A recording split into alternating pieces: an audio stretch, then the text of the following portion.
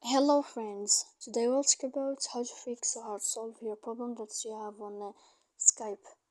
To know how to fix or how to solve your Skype problem, you should just go to settings. Here in this page you click apps, default apps, app settings. Then in this page you will enter to the window of Skype and you click here. Then this page of app info we click on forward stop and we click OK. Then we click on storage.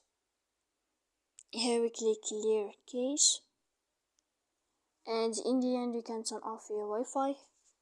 We'll wait a moment and you can turn on your Wi-Fi again. Then you can turn off your phone to fix your problem.